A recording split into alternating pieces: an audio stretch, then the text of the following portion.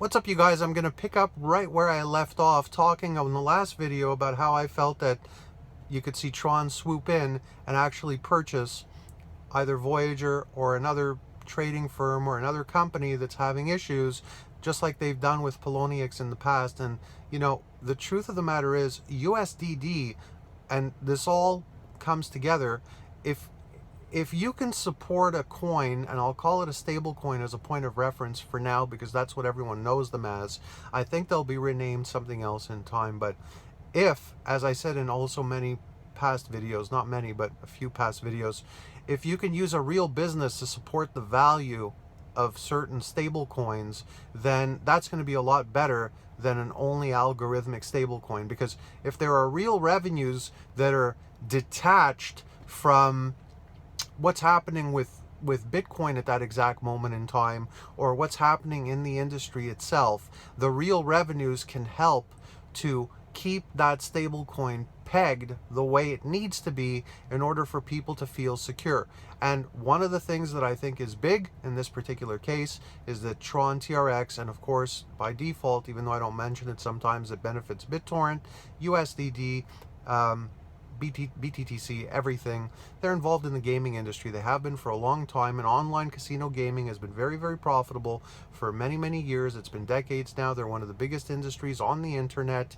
This started in the 90s, mid-90s, where there were only maybe a handful of internet casinos, and it's blown up since then. And cryptocurrency is really only going to help to make that industry further explode, because one of the bigger problems that industry had was payment processing way back, and the card companies, like they do with many industries, especially at the onset when they're new, is they say, oh, bad, not a good industry, you can't use us for processing, you can't do this, you can't, until greedy MasterCard and Visa say, oh, we've changed our mind. Now we've decided you're for real, and we're going to allow you to use this type of processing. And what should happen is, as this gets easier, and as the barrier to entry, in other words, as it becomes easier for people to use cryptocurrencies, more and more payments will go through that way and through the blockchain, and will not be dealing with exclusively the credit card companies. And they know this, and that's why they're trying to get in there where they can make it easier for you to have crypto be somehow synced with your credit cards, and even some giving rewards at this point because they want to make sure that their lunch doesn't get eaten. Anyhow, I'm going to talk a little bit more about where I stopped the previous video, where we were talking about how investorsobserver.com decided to say that it's a low risk for USDD, that is a low risk. So the price of USDD is 0.11% lower over the last 24 hours, leading to its current value of $1. The change in price goes along with the volume being below its average level, while the token's market capitalization has risen during the same time period. The change in price goes along with the volume being below its average level, while the token's market capitalization has risen during the same time period. Why do I repeat it? You notice how they're going out of their way to create benchmarks in the article, points of reference that make it sound as solid as possible. You know how the dialogue, the narrative is changing to a more confident one with USDD. That's a good thing. The crypto's market capitalization is now $721,169,767.44. Meanwhile, 83 million worth of the currency has been traded over the past 24 hours. It's right now the 11th of July. I'll probably upload this in a few days. It's not a time-sensitive piece of content, but just for reference so that you know when and what this was referring to. Now, I want to go also and just get into, again, where I left off in the other video, because this kind of merits two videos. I want to just go over this article with you. Justin Sun and Tron DAO ready to spend billions to save the crypto industry. On Friday, July the 8th, Chinese entrepreneur Justin Sun, who founded Tron Foundation, announced on January 5th that it had restructured as Tron DAO, said that he and Tron were ready to spend up to $5 billion to help out select beleaguered crypto businesses.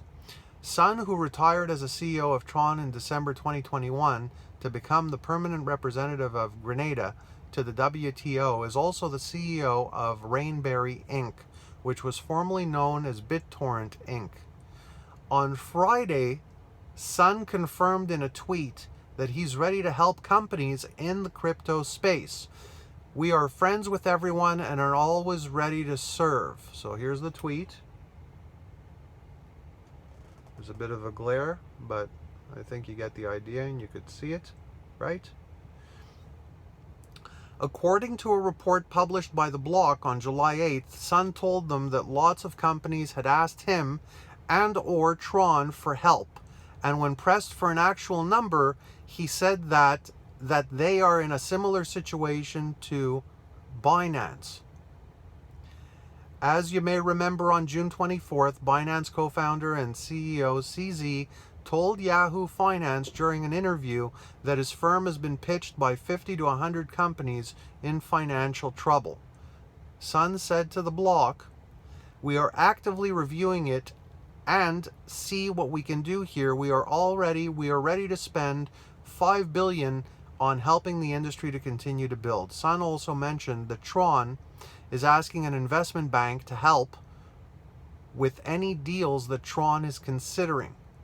Of course, you want to have that second opinion, and of course, you don't want to just jump in, because unfortunately, there may be a lot of skeletons in a lot of closets, and something that may look like a good deal at a reduced price may end up even being a nightmare, even at these reduced prices and at this fire sale time. But if you notice, Tron hasn't really lost much value in the coin, and because of this contraction that's happening in the industry, you're very, very lucky to be involved with and be hodling, which I hope you are if you're watching this video, Tron TRX or any BitTorrent for that matter, because what's going to happen as other ventures get wiped out is the projects that are really strong, that do have merit, have real white papers, real businesses, they are going to rise to the surface, and you're going to see the same kind of shift as you did when the dot-coms got vaporized. The ones that were completely useless in the 90s got vaporized after some high flying happened with price points. So you're revisiting this,